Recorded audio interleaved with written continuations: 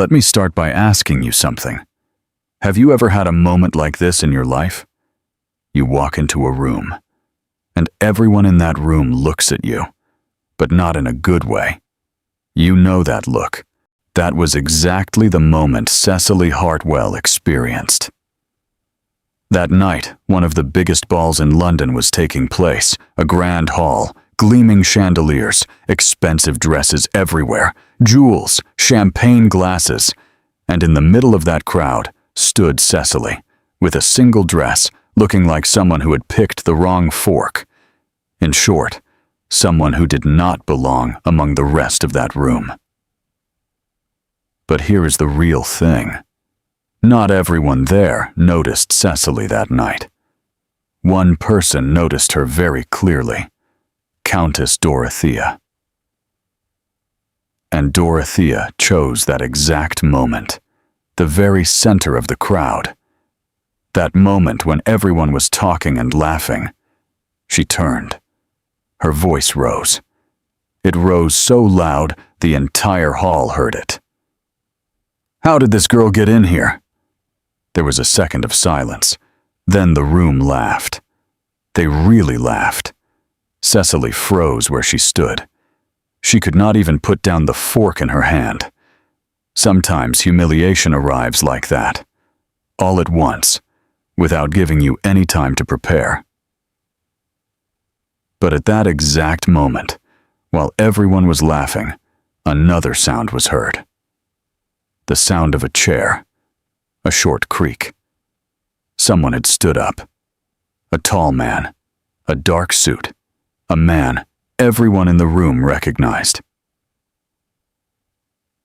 Julian Ashworth, one of the most handsome and powerful dukes in London. No one expected this. Dorothea did not expect it. Maud did not expect it. Cecily certainly did not expect it. But Julian Ashworth had stood up. And suddenly, the room went silent. Now I will tell you the story of that night, the story of Cecily, the story of her single dress, the story of her sick father, and the story of the man who stood up in that hall. If you are ready, let's begin. Cecily Hartwell had been a very different girl 5 years ago, truly different. When she came down to the breakfast table in the morning, 3 servants were already waiting. What cup would be used, which jam would be served, whether the window should be open or closed, everything had already been decided. All Cecily had to do was sit down in her chair. In winter, they went to the big house in Yorkshire. In summer, they stayed at the house on the Cornish coast. And between those seasons, there were balls. There were invitations. There were nights at the theater. Cecily grew up inside all of that. And for a long time, she thought it was normal. But it did not take long for her to learn it was not. She was 18 when her father became ill. At first, it looked like small things. Her father missed a few meetings. He could not get out of bed for several days. Doctors came. They left. Then they came again. Cecily did not ask questions, because she was afraid of the answers. Then things started to disappear. First, the Yorkshire house was sold. Temporary, they said. Then the house on the Cornish coast was gone. The market is bad, they said. Then the cars, the servants, the cook. There was always an explanation for every loss. Logical explanations. Temporary explanations. But the temporary thing never ended. One morning, Cecily woke up. She went downstairs. There was no one at the breakfast table. She poured her own coffee. That was the day she understood. Now she was 23. The house in London was still there. Her father had sold almost everything to keep that house. A name matters, he used to say. The Hartwell name must remain standing. Every morning, Cecily looked at that house. Large, cold, half empty. Rooms that had once been full were now silent. There was only one servant left in the house. An old man. He worked without taking a salary, because he had served the Hartwell family for 40 years. Some people are like that. They do not leave. When it came to dresses, Cecily once had beautiful dresses in her wardrobe. Once now only 3 remained. One for mornings, one for daily wear, one for balls. The ball gown was navy velvet. It had been made 5 years earlier. It was still beautiful. But London society notices everything. Who wears what? Who wore it how many times? Which jewelry is real and which is imitation? And Cecily went to every ball wearing the same dress, that navy velvet dress. No one had said anything to her face yet. But they were looking. Cecily had learned to recognize those looks. The first year, she did not notice. Or perhaps she did not want to notice. The second year, she ignored them. The third year, she got used to them. But perhaps getting used to it was not the right phrase. Sometimes people do not get used to something. Sometimes they simply freeze. When a person is exposed to something long enough, they put it somewhere. They place it somewhere deep. They store it there. And then they continue their life. Cecily did the same. She kept going. Because she had no other choice. Her father was sick. The house had to be kept. The Hartwell name still meant something, at least a little. And every evening, Cecily put on that navy velvet dress. She held her head high, and she walked into those halls. Until that night. Until that night, no one had said it to her face. But that night, someone did. Countess Dorothea did. Julian Ashworth was known in London. Truly known. 30 years old. Duke of Ashworth, and unmarried. In truth, those 3 facts were enough. London society would fill in the rest on its own. He was invited to every event. His name was mentioned at every ball. He was the man every mother wanted her daughter to meet. In a way, he was the most valuable bachelor in London society, and everyone knew it. Countess Dorothea especially knew it, because Dorothea had a daughter. Maud. And Dorothea was not subtle about it. At every ball, the same scene played out. Maud on Julian's right, then on his left, then at the piano. Maud would look at Julian while she played. Julian noticed. Everyone noticed. And frankly, Julian was tired of this game. In fact, Julian had grown tired of many things lately. Those halls, those faces, those conversations. The same things had been talked about for years. Who married whom? Who spent whose fortune? Who lost which title? From the outside, it all looked brilliant. But from the inside, after a while, it all began to feel the same. That, too, was a kind of boredom. The complete opposite of Cecily's world. Not the boredom of having nothing.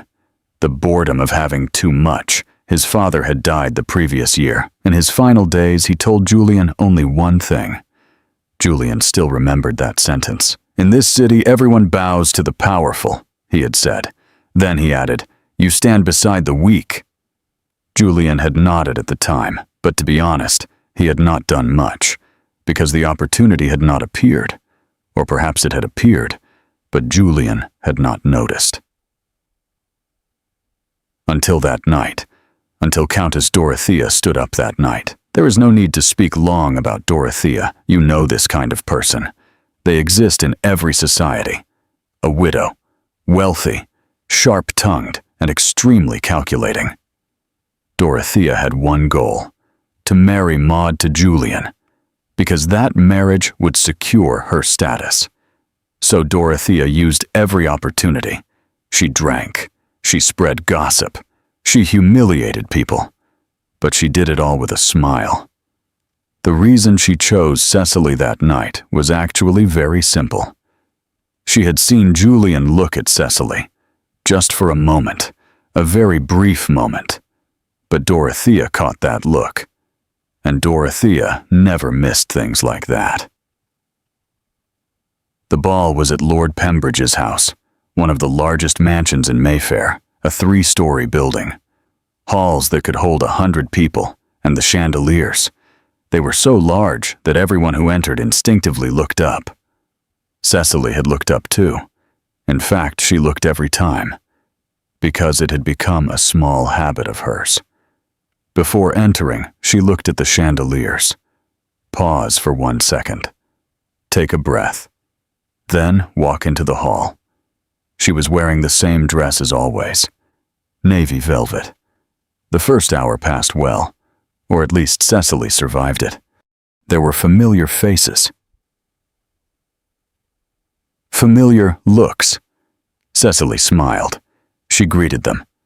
Then she stepped off to a corner. Her plan was simple. Stay unnoticed until dinner. But sometimes, plans do not work. The first mistake happened at the dinner table. Cecily picked up the fork on the right. It was the wrong fork. It was the fish fork, not for the meat. It was actually a very small thing. But London society loves small things. The woman beside her noticed. Then the woman beside that woman noticed. Then the whispering began, and that whisper spread across half the table. Cecily noticed it. She put the fork down. She picked up the right one, but it was already too late. Then the dancing began. A man asked Cecily to dance. He was an older man, a polite man, and harmless. Cecily accepted. The dance began. Cecily took a step. The man took a step too. They both went in the same direction, and they bumped into each other slightly. No one fell. Nothing really happened, but everyone saw it. A small laugh came from the corner. Cecily apologized. The man apologized too. The dance continued, but that laugh had started to grow. By then, something in the room had changed. That whisper, that fork, that dance step. It was all building, and it was going somewhere. Dorothea chose that exact moment. She was at the far corner of the tables. She was wearing a purple dress. She had on a large necklace. Maud was beside her, and Julian. Julian was at the head of the table. He looked bored. He was staring at his wine. Dorothea stood up. Her voice was loud, deliberately loud. "Children," she said. "Who is this girl?" Then she added, "How did she get in here?" The room stopped all at once. The music was still playing, but the people had stopped. Heads turned. Eyes shifted toward Cecily. One person, then Beam, then N, then almost everyone. Someone laughed, then someone else, then more. Cecily stayed where she was. Something was happening inside her. She did not know exactly what it was. Was it shame? Was it anger? Maybe both. She had clenched her hands into fists without even noticing. Dorothea was still looking at her and smiling. Then Cecily did something. She did not run. At least not right away. She stood still for a second. She looked around the room. She looked at those chandeliers. She looked at those laughing faces. She looked at those tables. 5 years ago, Cecily. She had been sitting at those tables. She had grown up under those chandeliers. Then she turned. She held her head high and walked toward the door. Her steps were calm. She was not rushing, but her eyes had filled with tears. She was holding them back, but they were there. She reached the door and left the hall. At that exact moment, Julian stood up. Dorothea was startled. Maud was startled. The whole room was startled. Julian pushed back his chair. He left his napkin on the table. He looked at no one. Not at Dorothea. Not at Maud. He simply walked toward the door. And he too left the hall. It was an October night in London. Cecily walked down the mansion steps. She reached the pavement. Then she stopped. Because she did not know where to go. Actually, she had a plan. She had hired a carriage. It was supposed to come at 11, but it was only 9, so Cecily had 2 hours ahead of her. 2 hours. She was going to wait in front of that grand mansion. Cecily laughed to herself. It was a bitter laugh. After everything that had happened, there was this, too. The door opened behind her. Cecily did not hear it, or maybe she did not want to hear it. Footsteps came closer. Then she heard a voice. "Miss Hartwell." Cecily turned. Julian Ashworth was there, without a coat. He had clearly come out in a hurry. He had not had time to get his coat. He was standing in the London cold, in nothing but his suit. Cecily looked at him, then turned away again. She looked at the pavement. "Thank you," she said. But there was no need. Julian answered at once. There was. Cecily frowned. Why? Julian did not answer that right away. Cecily turned back to him. Her eyes were still full. But now there was something else too. Anger. You were laughing too. Julian paused, then shook his head. No. One word. Flat, clear. Cecily answered immediately. Everyone was laughing. I was not. I did not see you. Julian thought for a brief moment. Because you could not look, he said. You left too quickly. There was silence. 2 people stood on the pavement. Around them was the sound of London at night. Carriages in the distance. Voices. But silence between them. Cecily spoke again. Why did you come out? She paused. Really? What was the reason? Julian waited a second. Then he began to explain. He spoke about his father. He told it briefly. His final days. That room and that single sentence. In this city, everyone bows to the powerful. Then the last thing his father had said. You stand beside the weak. Julian had remembered that for years, but he had never done it, because the chance had not come. Or maybe it had, but Julian had not seen it. Then he looked at Cecily. Tonight I saw it, he said, and I could not stay seated. Cecily listened to him. Then she let out a short laugh, out of disbelief. So I was an opportunity, she said, for you to carry out your father's last wish. Julian shook his head at once. No. Cecily narrowed her eyes. Wasn't I? This time Julian spoke more slowly. No. He paused. If you had been an opportunity, I would not have come after you. Cecily said nothing. Julian continued. An opportunity is not searched for. It is found. Used. And left behind. Then he looked at Cecily. I did not come here to leave you behind. Cecily heard that sentence, and something moved inside her. Did she want to believe him?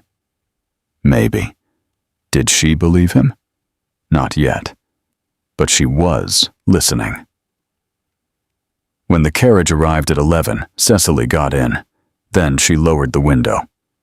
Lord Ashworth, she said, you did a good thing tonight. She paused. But you will not need to do it again. Julian looked at her. His answer was brief. I will decide whether I do. The carriage pulled away. and Cecily left. Julian stayed. There, without a coat. In the London cold. In London, a secret never lived long. At most 1 night. By morning, everyone knew. When Cecily came down to the breakfast table that morning, old Thomas the servant was in his usual place, but something was different. Thomas said nothing, but his face did. You know that expression. I heard something, but I'm not asking. That expression. Cecily noticed it, but she said nothing either. An hour later, the first note arrived. A small envelope. A woman's handwriting. Cecily opened it. The note was very short.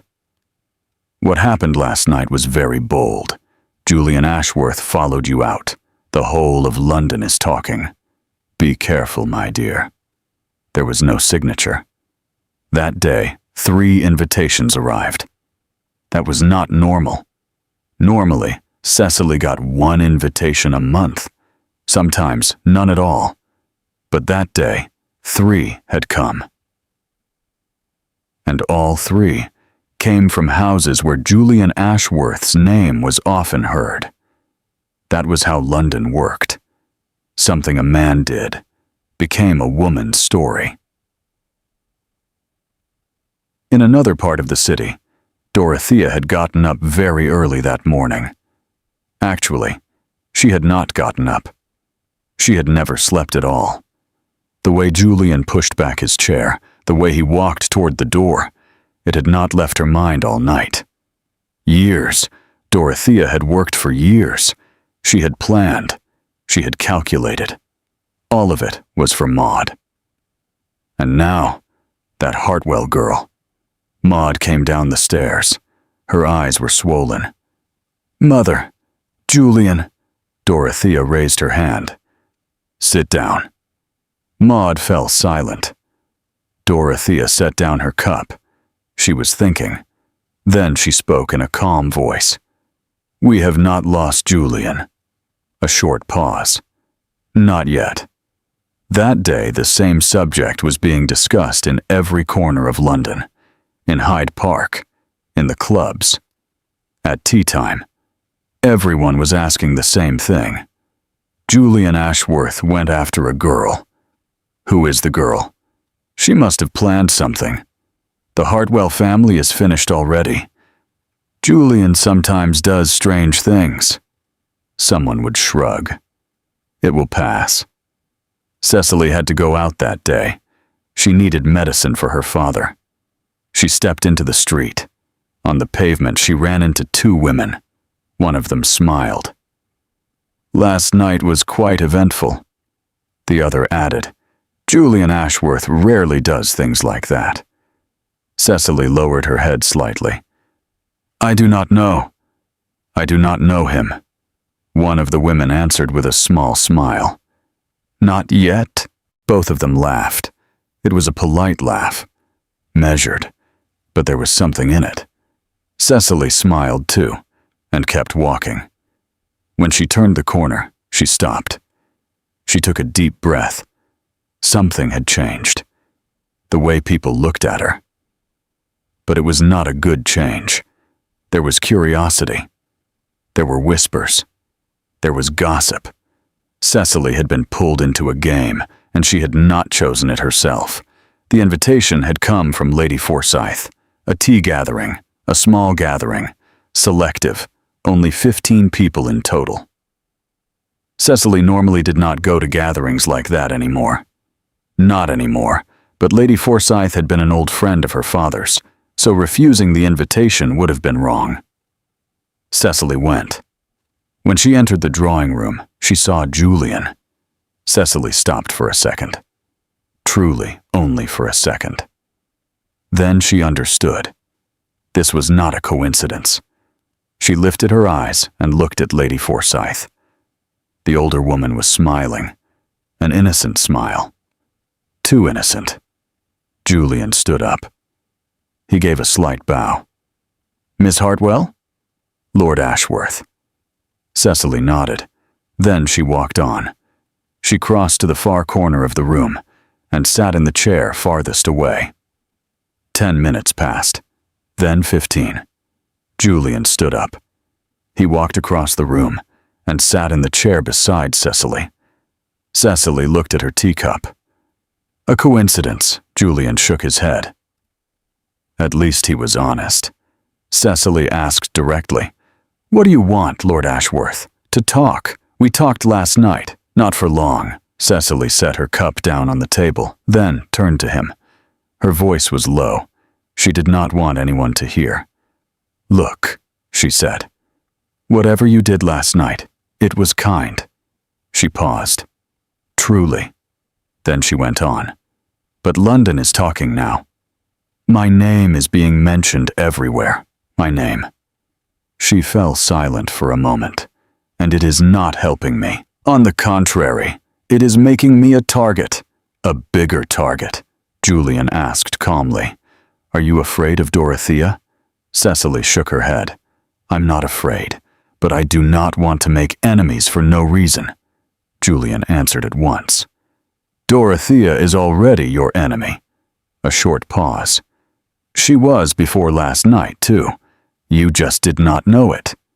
Cecily did not answer, because that was true. Julian kept speaking, quietly, without rushing. "I want to see you again. I'm saying it plainly." Cecily raised her eyebrows. "Why?" Julian thought about it, and this time he did not lie. "I don't know exactly." Then he added, "But last night, when you were leaving, the way you walked, the way you held your head, I saw something." Cecily was silent. Julian continued, "I want to understand what it was." Cecily looked at him. She looked at him for a long time. Then she spoke slowly. "Lord Ashworth, I am the daughter of a fallen family. I have a sick father. I have only one ball gown, and now all of London knows it." Then there was a brief pause. "You are the Duke of Ashworth. Where do you think this story goes?" Julian lifted his shoulders slightly. "I don't know." Then he added, "But we will not find out if we do not go there." Cecily looked at him for another moment. Then she stood up. "Good day, Lord Ashworth." Julian did not stand. He did not follow. He stayed where he was, sitting there with his cup in hand. As Cecily walked toward the door, he did not call after her. He only watched. At the other end of the room, Dorothea was sitting. She had seen everything. Julian standing up, sitting beside Cecily. That quiet conversation, Cecily getting up and leaving, and the look in Julian's eyes. Dorothea set her cup down on the table. She turned to the woman beside her. She spoke in a whisper, but she was smiling. "Do you know about the Hartwell family's debts?" The woman shook her head. "No." Dorothea leaned in a little more. "I do." The invitation was at Lord Harrington's house, one of the biggest dinner parties of the year. A long table, 30 guests, and the most distinguished names in London. Under normal circumstances, Cecily could no longer have attended a gathering like that. But Lady Forsyth had stepped in again. Cecily could not refuse the invitation, and she went. Dinner began. At first, everything was normal. First, the soup was served, then the first wine. There was light conversation around the table. Cecily held her head high. Julian was seated on the other side of the table. Dorothea sat in the middle, and she was laughing, talking. She looked like the most cheerful person at the table. Cecily noticed it, and something tightened inside her. This cheerfulness was not real.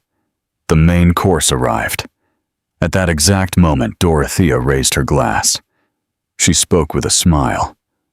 "I want to ask something." The guests turned toward her. "Is there a philanthropist among us?" There were small laughs around the table. A few people half raised their hands as a joke. Dorothea laughed too. Then she turned her head and looked at Cecily. "Because," she said, "I was wondering what the Hartwell family is doing at this dinner." The room went silent at once, but Dorothea did not stop. Her voice still sounded polite. Her smile was still in place. She spoke as if she were making ordinary conversation. "The Hartwells have debts, in many places, to the bank, to the chemist, even to the coal merchant." Then she turned to Julian. "This girl is expecting charity from you, Julian." She paused. "Are you aware of that?" 30 pairs of eyes turned to Julian at once. Julian looked down at the table. His face was completely calm. Cecily, on the other hand, had frozen at the table, in front of everyone. She could feel that familiar sensation inside her. Her hands had become fists. Her breath had stopped. But this time it was different. This time, more than shame. There was anger. Cecily stood up, slowly, without rushing. She made no sound as she pushed back her chair. The room was waiting. Would she run? Would she cry? Would she apologize? Cecily looked at Dorothea. Straight, calm, direct. "Countess Dorothea," she said. "For 12 years you have been at every ball, every dinner, every tea gathering." She paused. "You know everyone. You know every house." There was a brief silence. Then Cecily continued. "And yet no one likes you." She tilted her head slightly. "Have you ever wondered why?" The room held its breath. Dorothea's face changed. That smile wavered for the first time. Cecily kept speaking. "My father has debts. Yes, because my father is ill, and ill men sometimes fall into debt." She paused. "That is not shameful." Then she looked at Dorothea. "But if a healthy woman's only purpose is to crush other people," a short pause, "that is shameful." Cecily finished speaking. She straightened her chair. She set her napkin on the table. The room was waiting. Everyone was thinking the same thing. Now she would walk to the door. But Cecily did not go to the door. She sat down again. For a few seconds, the room stayed like that. Then someone on the right side of the table laughed. A short laugh. A real laugh. Then someone else. A small wave of sound spread across the room. Dorothea's cheek had turned bright red. At that moment, Julian looked at Cecily, from across the table, from the middle of 30 people. Cecily was sitting straight. Her head was high. Her hands were resting on the table, and she was looking ahead. Julian saw something in that look, the same thing he had seen on the pavement, but this time it was clearer, stronger. This woman did not break. Sometimes she might bend, but she did not break. Julian made his decision in that moment. Dinner ended. People began to rise from the table. Julian approached Cecily, in the crowd. He spoke in a voice low enough that no one could quite hear. "Tomorrow, Hyde Park, afternoon." Cecily looked at him. "Is that a question?" Julian shook his head slightly. "No."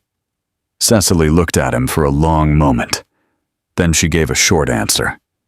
"At 2. And she walked away. They met in Hyde Park. It was a cold afternoon. The trees were bare. The sky was gray. The park was almost empty. Cecily arrived early. Julian arrived exactly at 2. They walked for a while. This time, their conversation was different. More relaxed. More real. Cecily spoke about her father. This time, more openly. Julian listened. This time, more carefully. more deeply. An hour passed. Then Julian stopped. He turned to Cecily. "I want to visit your father." Cecily was surprised. "Why?" Julian did not answer right away, but his look was the answer. Then he said something short. "Tomorrow, before noon." Julian came to the Hartwell house the next morning. Cecily met him at the door. She let him inside. They went up the stairs together, quietly. The father's room was upstairs. Cecily stopped at the door. Julian went in. Cecily could not see inside the room, but she could hear. Julian spoke. His voice was low. Calm, Cecily's father answered. It was a tired voice, a weak voice, but it was still clear. Cecily could not fully understand what they were saying. It was not the words she heard. It was the tone. Then there was silence, a long silence, and Cecily heard something. Her father was crying. Softly. You know the way men cry. They try to hold it in, but they cannot. That kind of crying. Cecily knew that sound. She had heard it at her mother's funeral. She had never heard it again until now. Cecily's eyes filled with tears. She covered her mouth with her hand. She leaned against the wall. Inside the room, Julian said something. One single sentence, very quietly. Then Cecily's father laughed. In the middle of those tears, a broken but real laugh. When Julian came out of the room, Cecily was still leaning against the wall. The two of them looked at each other. Julian did not speak. He only looked. Cecily did not speak either, but her eyes said everything. They walked down the stairs together. They went into the small sitting room.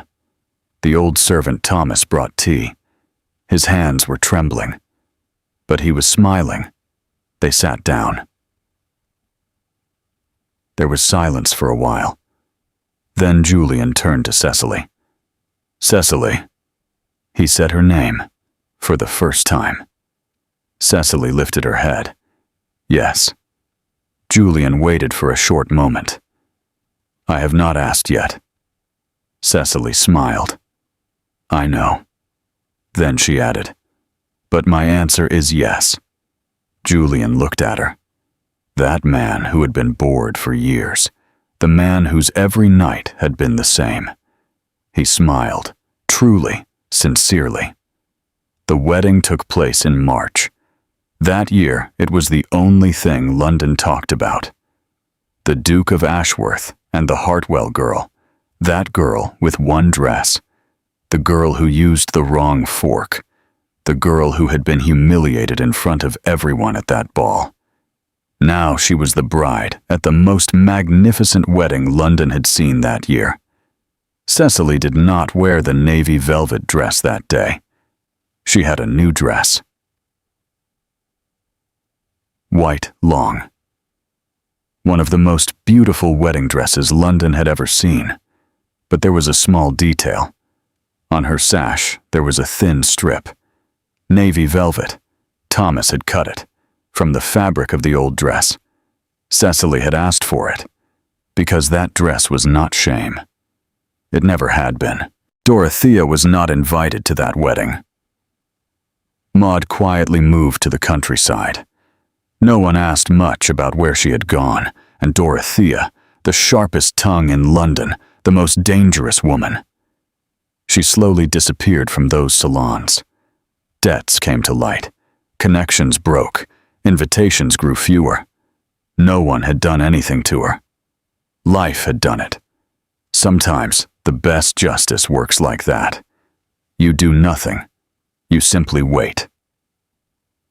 Now I will let you go. But first, I want to say something. The thing that affected me most in this story was that navy velvet dress. Cecily wore it for 5 years.